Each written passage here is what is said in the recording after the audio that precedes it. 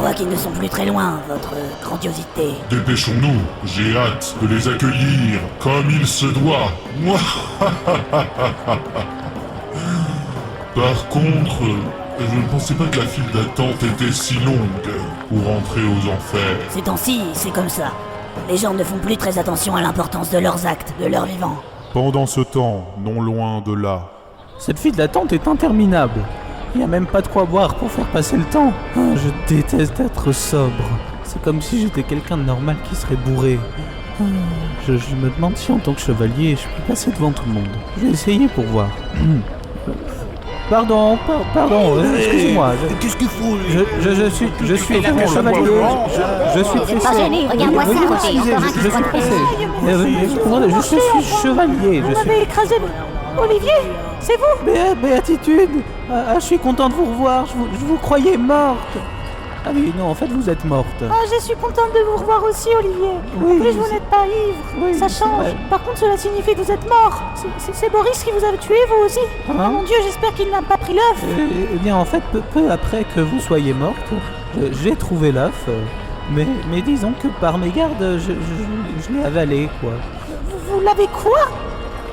Ben oui, mais je sais pas ce qui m'a pris, en fait. Enfin bon, Bob Listeria et moi, on a voulu vous ressusciter en allant voir une voyante, et puis là, j'ai un trou. Je me souviens de rien. Je me souviens juste avoir dégainé ma dague et m'être ouvert le ventre avec. Et puis voilà, je suis mort, quoi. Ah, ça c'est ballot, hein, quand même. Vous êtes pas doué, hein. J'espère que l'œuf est entre de bonnes mains et que mon père finira par le récupérer. Ah ben, j'espère aussi, en effet. Sinon, depuis combien de temps vous attendez ici Depuis que je suis morte, à peu près, en fait. Donc ça fait plus d'une journée déjà. J'ai rencontré 2 ou 3 personnes très aimables qui m'ont dit qu'il y avait plus de 4 km de queue devant nous. Une queue de 4 km. Bon, de toute façon, c'est pas la taille qui compte, hein. Ah, ça dépend de quelle... Alice Crozet et Boris Martin sont attendus à l'accueil. Oh là, c'est demandé si gentiment. Hé, Béatitude, quoi de neuf Oh, putain, ta race Qui est ton Bonjour, ami Poltor. Je te présente Olivier Poltor, Poltor Olivier, Poltier Olivier... pardon... Bonjour, mais vous êtes un peu grossier avec Béatitude quand même. Elle est un peu rabat-joie par moment, mais elle ne mérite pas une telle insulte, hein. Non, il ne voulait pas m'insulter. Poltor a le syndrome Gilles de la Tourette. Oui, veuillez m'excuser par avance, je ne peux pas me contrôler. Sale chien! En fait, c'est à cause de ça que je suis en enfer. J'ai dépassé le quota de gros mots autorisé par la balance de peser des âmes. Petit trou du cul! Ah d'accord, je comprends mieux. Poltor est une des rares personnes qui m'a gentiment accueilli ici. Ouais, moi ça fait 5 jours et demi que je fais l'accueil ici, alors si t'as des questions... Ta mère la pute! Ah, vous connaissez ma mère? Quoi? Oui, non, en fait, ma mère était péripatéticienne. Elle est morte peu avant le début de notre mission. On l'appelait souvent Sonny, dans le métier, il paraît. Sonny, tu dis... Eh mais ouais, Sonny connard de B2! Elle vient souvent dans la file d'attente pour accueillir les nouveaux arrivants. Peut-être qu'on la croisera tout à l'heure. Si je vois la bite! Hey, Boltor, Béatitude, comment ça va? Et vous, qui êtes-vous? Bonjour Solamec. Voici Olivier. C'est un ami à moi, un ancien coéquipier. Olivier, Solamec, Oui, Olivier, bon, on a compris. Je suppose que lui aussi vous a gentiment accueilli ici. Pourquoi il est en enfer, lui? Eh bien, comme Boltor que j'ai rencontré il y a 3 jours, je suis un incompris. Un nain compris? Je suis une victime de la société. J'ai un toc, tous les 30 secondes, j'enlève ma toge. Et je la remets quelques instants plus tard. Hein. Du coup, le grand prêtre m'a accusé d'exhibitionnisme. Pourtant, j'ai expliqué que je n'y pouvais rien, que c'était un toc, mais il n'a rien voulu savoir. Mais on dirait que vous êtes guéri maintenant, vous vous êtes pas déshabillé depuis que vous êtes arrivé. Non, mais c'est-à-dire, depuis que je suis en enfer, j'ai collé ma toge à ma peau. Hein? Et maintenant, je peux plus l'enlever. Mais ça va, parce qu'on n'a pas besoin de se laver en enfer. Ouais, c'est pas bête, hein. Ouais, hein. Sinon, Poltor, j'ai croisé Hermès tout à l'heure. Il avait l'air de chercher quelqu'un. Oula, sale petit merdeux! Ben, j'aimerais pas être à la place de ce quelqu'un. Pourquoi? Ouais, de quoi vous voulez parler? Ben, généralement, quand Hermès vient chercher quelqu'un dans la file d'attente, la personne concernée peut s'attendre à salement morfler, si vous voyez ce que je veux dire. Mais il est si imposant que ça, ce Hermès? Ah non, lui, il est pas imposant. S'il y avait que lui, ce serait tranquille, il est pas dangereux. Ouais, mais par contre, on peut dire que Hermès, c'est un sale rapporteur, quoi. Sale rapporteur! Eh, c'est cool, c'est la première fois que tes propos coïncident avec ton insulte. Enfin bref. Ok, mais il rapporte à qui Bah, disons que c'est comme un bon toutou qui rapporte une balle à son maître. Hein. Hermès, lui, son maître, et ben c'est...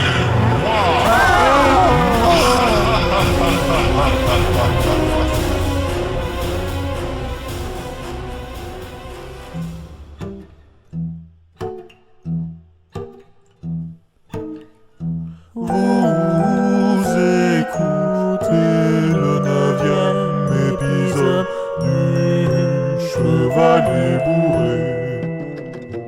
Et il faut que vous sachiez que c'est leur dernier épisode de la saison. Eh bien alors, pour une fois, je n'ai pas de critique. Il est pas là, le gars? Oh mon Dieu, il est pas là. Je suis libre. Je me sens enfin libre. Oh mon Dieu, j'attendais ça depuis si longtemps. Oh oui, donc, vous écoutez le 9e épisode du Chevalier Bourré. Oui, tout à fait, voilà. Nous allons quitter un instant nos aventuriers en bien mauvaise posture pour retrouver Hysteria et Bob toujours dans les collines de la mort.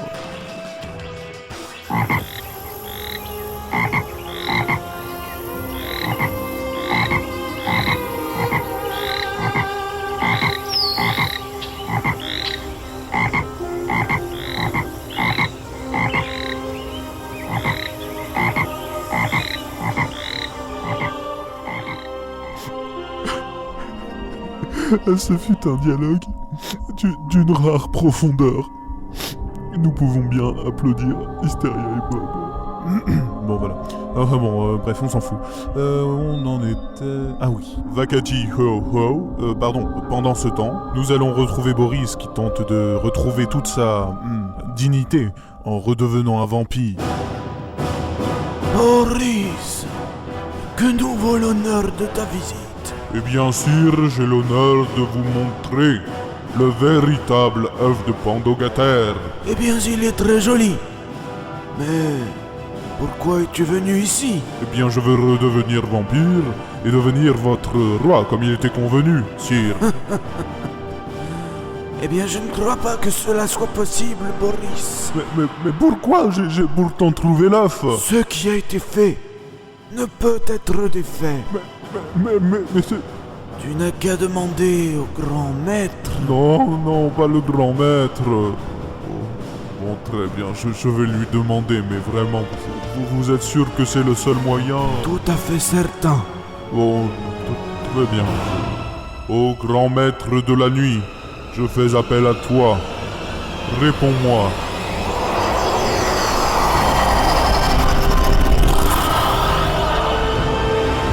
Qui a-t-il? Pourquoi me dérange-t-on? Eh bien, j'aimerais savoir si je peux redevenir vampire et si je peux accessoirement avoir le trône. Non, tu ne peux pas. Mais pourquoi Parce que c'est moi qui décide, merde. C'est pas à toi de faire la loi, portage. Mais c'est injuste, pourquoi je... Tu oses critiquer ma décision. C'est-à-dire, j'ai pourtant mérité... Très bien, tu l'auras cherché. Je vais te punir pour ton affront. Tu as déjà été humilié en devenant humain. Mais tu le seras encore plus en devenant gobelin.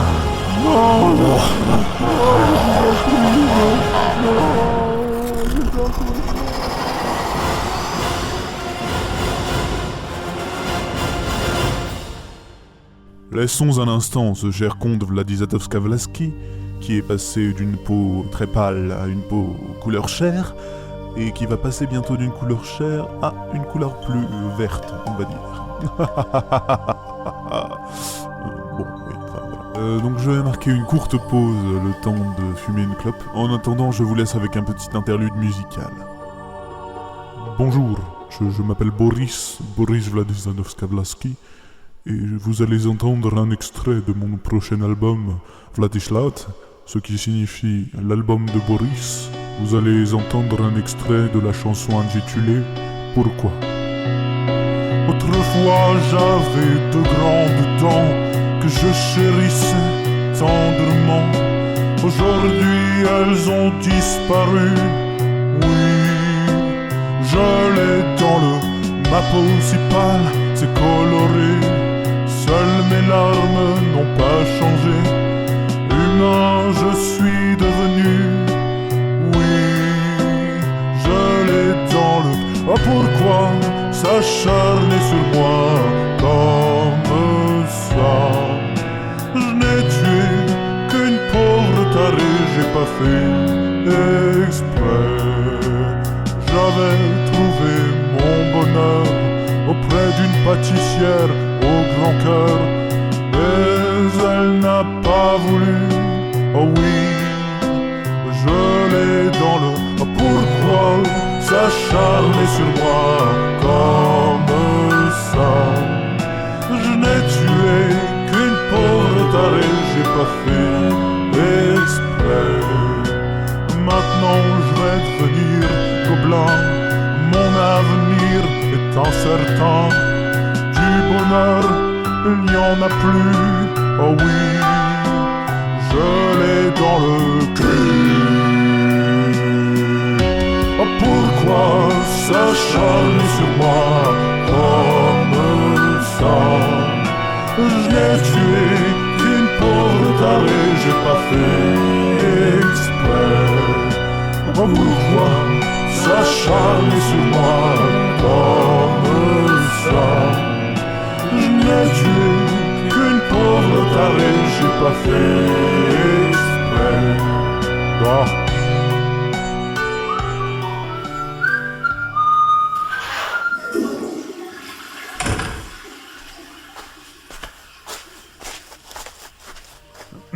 Ah. Oui. Donc, voilà, j'ai terminé ma petite pause. Nous pouvons donc reprendre là où on en était. Tout d'abord, retrouvons nos aventuriers en bien mauvaise posture face au dieu des enfers, Hadès. Bonjour monsieur Hadès, tu viens Polter, on va les laisser discuter entre eux, hein. Au revoir. Oui, on va s'en aller, hein. On va vous laisser, voilà. Bonne punition, bonne discussion, je veux dire. Petite salope. Que j'aime voir la peur sur vos visages. Bref, venons-en au fait. Alors comme ça, vous êtes morts, et vous osez pénétrer dans mon royaume en plus de cela. Ben oui, on est mort, mais vous êtes qui, vous? Et puis, Quoi? Mais... Et puis en quoi notre mort vous importe-t-elle? Je suis qui? Mais sombre crétin, je suis Hadès, roi des flammes, roi des enfers. Je suis ton dieu. Ah, ok, d'accord. Mais c'est plus clair maintenant. Mais je répète ma question. Pourquoi ça vous embête qu'on soit mort? Mais parce que votre mission a échoué, imbécile. Qui va apporter l'œuf au roi maintenant? Vous connaissez mon père? Mais pourquoi souhaitez-vous qu'il récupère cet œuf? Ah mais c'est parce que Ah, mais j'ai compris. Vous n'osez pas dire que l'œuf est un cadeau de votre part. Oui, voilà, c'est ça. C'est un cadeau de ma part pour le roi Rascosi. Oui, car voyez-vous, ce cher Rascosi est mon meilleur ennemi, mon meilleur ami, je veux dire. Eh bien, nous sommes désolés d'avoir échoué. Oui, c'est trop tard pour s'excuser. Maintenant, vous allez souffrir, et ce pour l'éternité. Non, mais attendez, on peut peut-être se racheter. Peut-être que vous pourriez nous offrir une seconde chance en nous ressuscitant. Non, je ne peux pas. Il me faudrait l'aval de tous les autres dieux, et ça éveillerait leur curiosité. Mais maintenant que j'y pense, qui n'est pas disponible, peut-être que... J'ai une idée. Je vais effectivement vous laisser une seconde chance. Je vais faire de vous mes messagers temporaires. Vous pourrez librement passer du monde des morts au monde des vivants, et ce le temps d'accomplir votre mission seulement. Si vous réussissez, je serai indulgent avec vous. Mais si vous échouez... Très bien, nous n'allons pas vous décevoir. Mais vous n'avez pas besoin de l'accord des autres dieux pour faire de nouveaux messagers? Pas si vous êtes des messagers temporaires. Mon plan machiavélique va enfin fonctionner. Même machiavélique? Je voulais dire sympathique. Mon plan sympathétique. Mon plan sympathique va enfin fonctionner. Et j'adore votre rire, j'ai presque le même, écoutez. Pauvre crétin. Ainsi, nos deux aventuriers furent bientôt transformés en messagers. Oh, j'ai fait une rime sans le vouloir. Elle était belle en plus. Bref, mais laissons un instant de côté Olivier et Béatitude et rendons-nous au palais royal où le roi va avoir une bonne surprise pour changer. Sire, j'ai une bonne nouvelle à vous annoncer. Pierrot, mais je vous croyais mort, qu'est-ce que vous faites ici? Et votre exécution n'a-t-elle pas eu lieu la semaine dernière? Eh bien, sire, les bourreaux étaient en grève parce que vous ne les payez pas assez. En grève? Mais la grève est interdite dans ma dictature, dans mon royaume, je veux dire. Bah oui, et c'est pour ça qu'après la grève, les bourreaux se sont auto-exécutés. Quoi? Et ouais, maintenant, il n'y a plus de bourreaux. Ça va, sire? Vous voulez un calmant ou quelque chose comme ça? De la morphine? Du cyanure? Putain de mortel de merde, mais qu'est-ce que vous foutez tous dans mon royaume?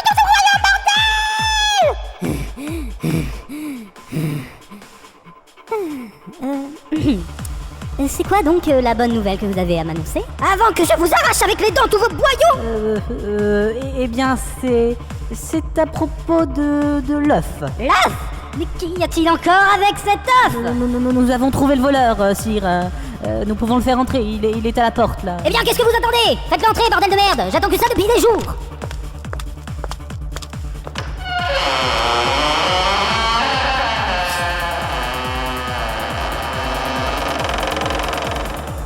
Mais vous pouvez pas être encore un peu plus lent?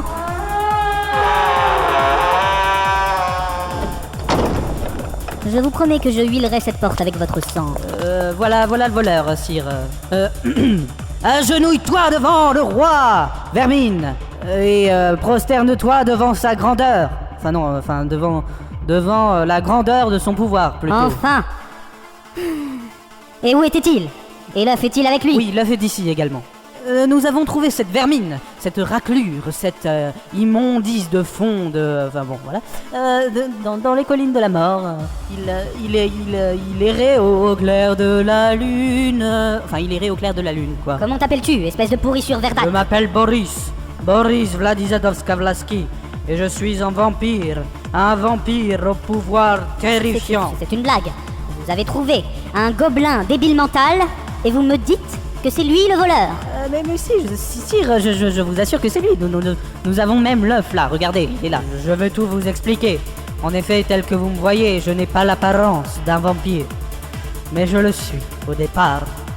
Mais j'ai été rejeté de mon clan, et l'on m'a transformé en gobelin, avant de me renvoyer sur les collines de la mort. Et j'ai perdu tous mes pouvoirs de vampire, y compris le sort que j'avais lancé à cet œuf pour que l'on ne me retrouve pas.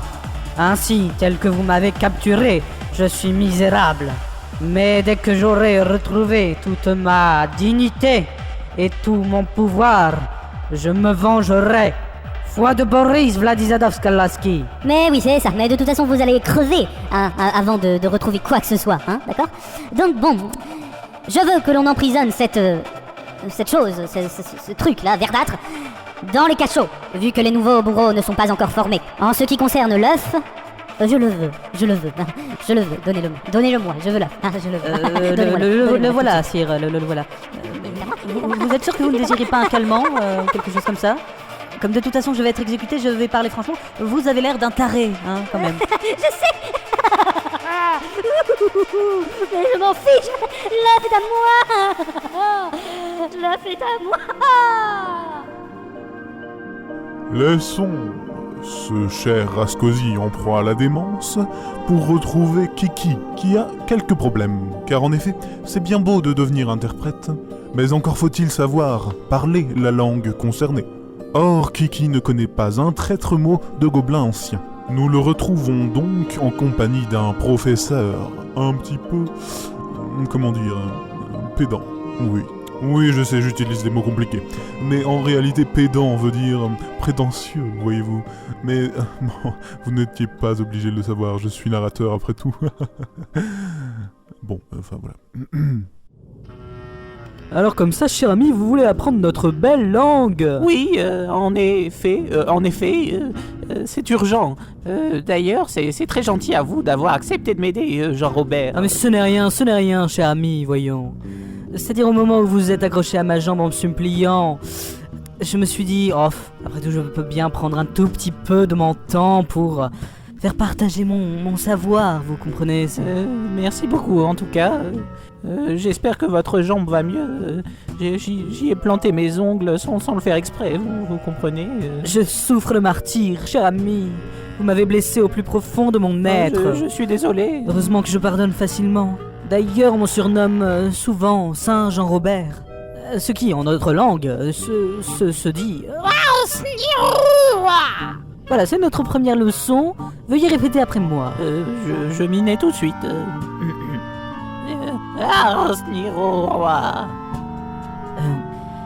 Vous n'y mettez pas le ton, cher ami, voyez-vous. Il faut le dire avec conviction, ça sort de nos tripes. Il faut le sortir comme on sortirait un bébé congelé d'un congélateur, vous voyez. Il faut le dire, il faut le sentir, cher ami. Voyez, comme ça, cher ami. Allez-y, répétez. Cher ami, c'est presque ça, hein, on va dire. On va quand même le refaire une ou deux fois, hein, pour être sûr, voire une vingtaine. Hein.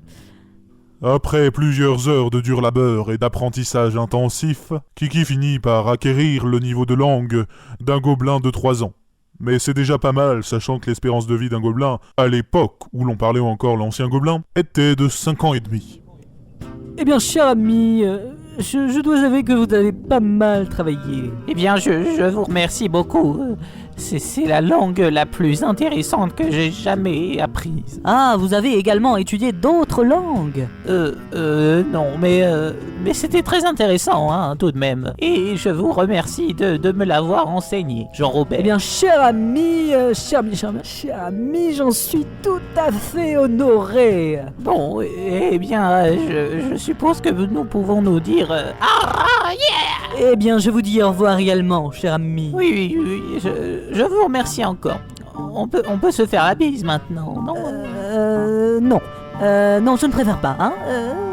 Ce n'est pas que j'ai quelque chose contre vous, hein. Mais tout de même. Voilà, on va s'en tenir là, hein, cher ami, si vous le voulez bien. Hein. Au revoir, oui, cher ami. Au revoir, Jean-Robert. Ciao, bye. À bientôt, j'espère. Oui, non, il faut pas trop compter là-dessus non plus. Hein, vous voyez, non, c'est pas... Le suspense est intense, mais que va-t-il se passer? Ruses ou manigances, vous ne le saurez que si vous écoutez le dernier épisode du Chevalier Bourré. Voilà. Bon, j'ai fini.